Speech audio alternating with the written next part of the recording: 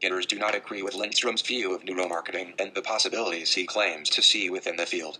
Since the scientific field of neuroscience is both broad and productive in regard to research related to neuromarketing, a vast amount of articles, books and online information is available.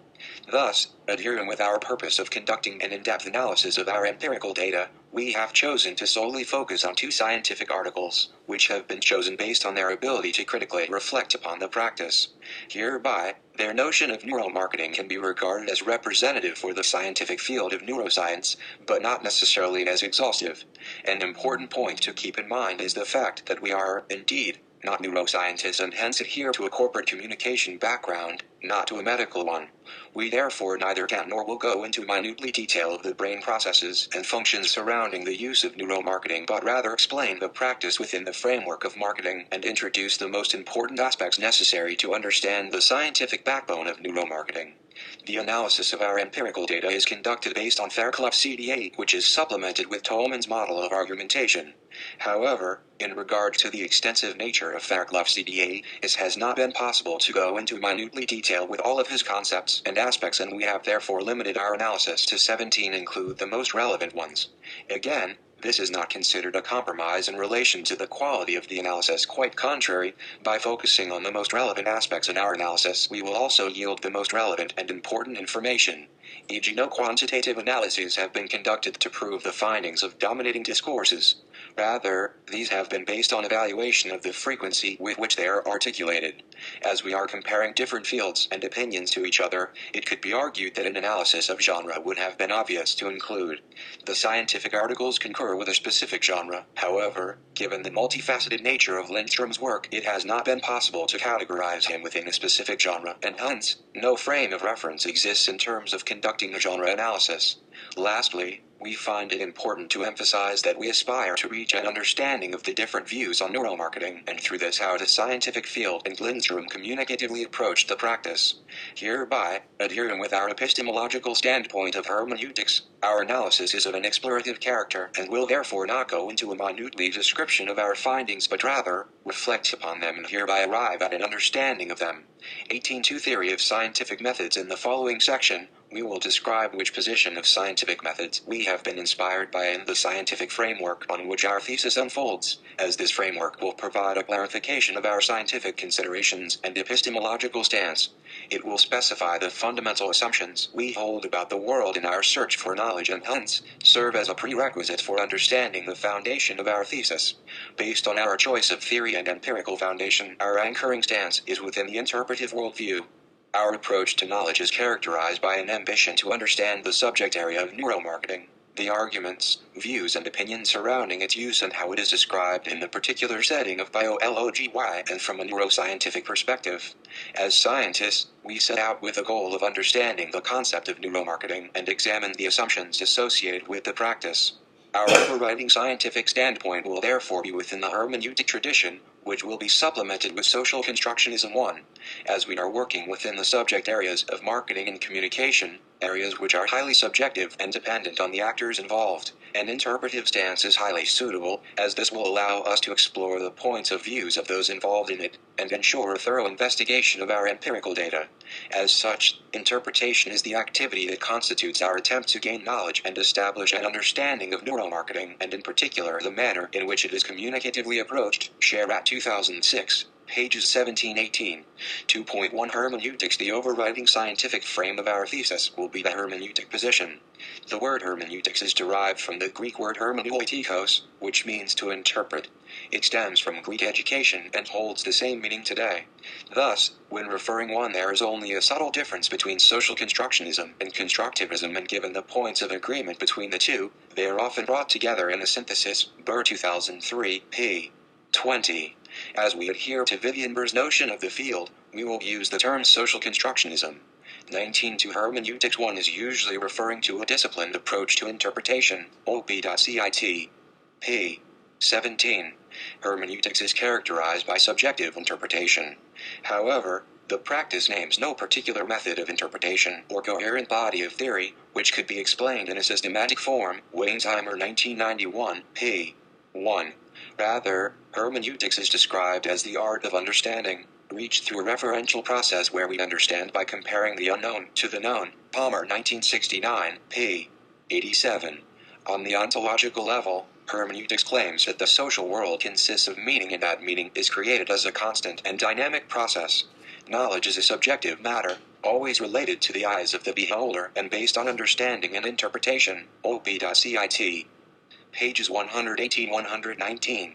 Accordingly, we, as scientists positioned within the interpretive worldview, do not consider the world to consist of measurable facts independent of those involved in it, but rather to function on an ontological level where meaning is derived from the constant and dynamic process of interpretation. Tor, combining acute accent and 2009, pages 106-109. Within the hermeneutical position, we lean towards newer hermeneutics, which is referred to as philosophical hermeneutics. German philosopher Hans-Georg Gadamer detailed the notion of philosophical hermeneutics in his magnum opus, Wahrheit und Methode, in 1960, Palmer 1969, p. 162-2. And at the heart of Gadamer's philosophical hermeneutics, we find the notion of pre-understanding as a prerequisite for reaching an understanding. Gadamer rejects the assumption that texts have an original meaning, which it is the interpreter's task to recapture. Forster 2007, p. 61. Gadamer criticized traditional hermeneutics for not including the interpreter and argues that interpretation presupposes a historically determined pre-understanding, where we as interpreters bring pre-understandings and preconceptions with us into the interpretation process, hereby affecting the outcome. Palmer 1969, p. 163-166. In our thesis, pre-understandings are observable in our choice of theoretical structure and our approach to our empirical data. These pre-understandings, however, are also a prerequisite for being able to interpret and thus delve deeper into the understanding of our subject area of neuromarketing. Reaching an understanding is therefore not the process of reconstructing the author's intention or an objective meaning thereof, but rather a meeting between realms of two. We adhere to Palmer's translation and interpretation of Gadamer's thoughts on hermeneutics. 20. Understanding, where we explore our own pre-understanding as much as the text itself. Inwood 1998. Thus, we understand by a constant reference to our own experience, always from within our own horizon, and we can therefore never be certain that our interpretation is correct nor superior to previous interpretations. Palmer 1969, p. 121. On the methodological level, hermeneutics operates with the hermeneutical circle, which holds that understanding is a referential process where we seek to understand something by comparing it to something we already know. op.cit. p. 87. Thus, out of the meaning of individual parts an understanding of the whole is generated, and vice versa. The individual parts can only be fully comprehended in reference to a whole. op.cit. p. 118. This indicates a clear interaction between the whole and parts, and emphasizes the need for both, as the interpretation hereby becomes a circular and reciprocal process, where each part provides meaning to another part. op.cit. p. 87. It is hence the incorporation of the whole and the individual parts, which crafts the terms by which we are able to interpret and reach an understanding. This referential and reciprocal process is precisely where hermeneutics becomes of particular use for the framework of our thesis, as we are working with several parts in order to reach an understanding of a whole. Neuromarketing. As we attempt to reach this understanding, the analytical process will be that of an ongoing reciprocal action, where numerous parts of knowledge and opinions will be related to each other, hereby constituting the important interplay, in which we aim to reach an understanding of both parts and whole. According to Gadamer, the hermeneutic circle and the circularity of understanding are not only a methodical basic rule but also a basic feature of human existence itself. op.cit. p. 163. We will always compare something we do not know to something we know and vice versa in order to acquire an understanding. This analytical method is evident throughout this thesis in our approach to answering our research questions, with a starting point in analyses of individual parts. Lindstrom's biology and the two articles from the field of neuroscience will create an understanding of the whole. Neuromarketing. It is hence through various part analyses that we set out to reach an overall conclusion to our problem statement, while the individual part analyses cannot be entirely understood until they are brought together as a whole. 21. 2.2 Social constructionism. In order to obtain the most thorough and in-depth understanding of neuromarketing, the hermeneutic position will be complemented with social constructionism, as this will enable us to better evaluate the concept of neuromarketing and the arguments surrounding its use. Several hermeneutic traits are evident within the social constructionist approach, which underpin the complementary use of the two.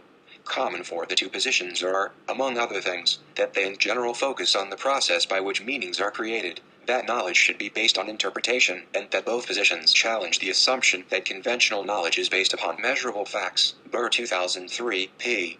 3, Palmer 1969, p. 86. This thesis approach to social constructionism is characterized by the assumption that reality is shaped by our perception of it. Social constructionists view knowledge as constructed through social interaction, and thus, our knowledge and insights of the world are not a direct reflection of reality, but always an interpretation of it. Andrews 2012, p. 39.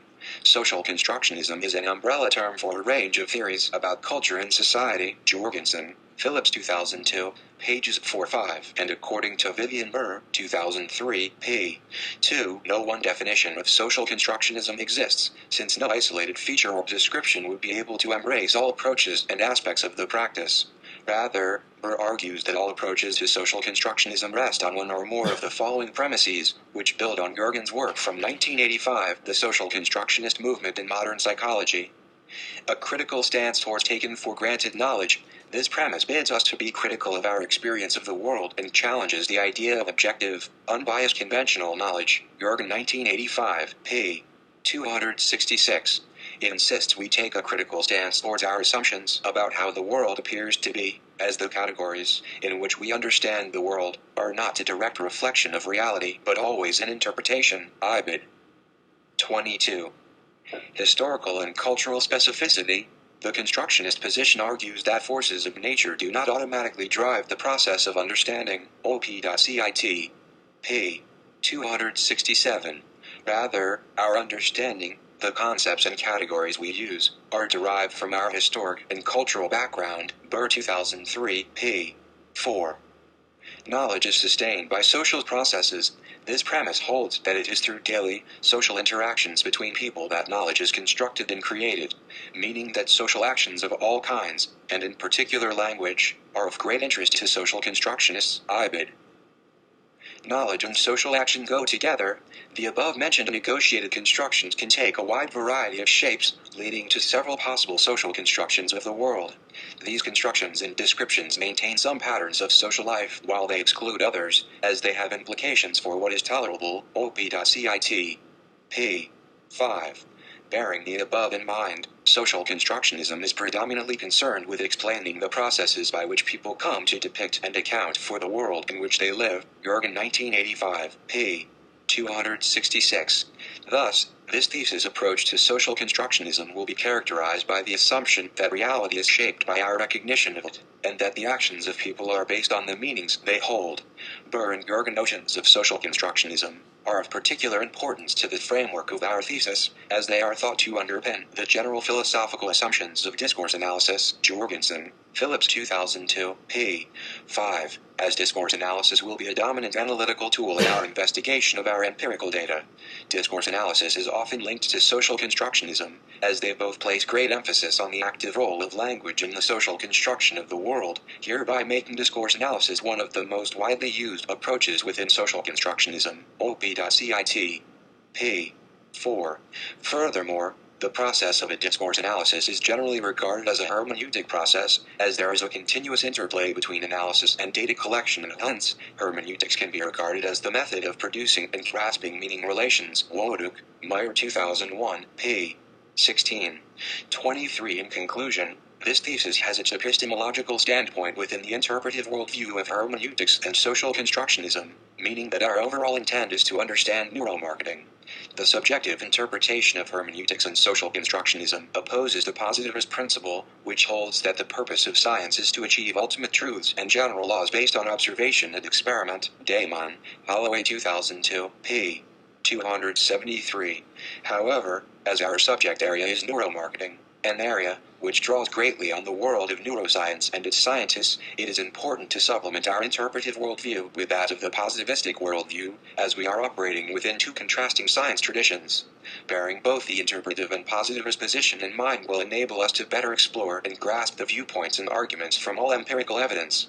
2.3 Positivism. Positivism is a direction within the philosophy of science, which aims to find general laws and regularities. It differs from the interpretive perspective and philosophical assumptions, beliefs about the nature of reality, and of what constitutes knowledge. Hudson, Ozen 1988, p.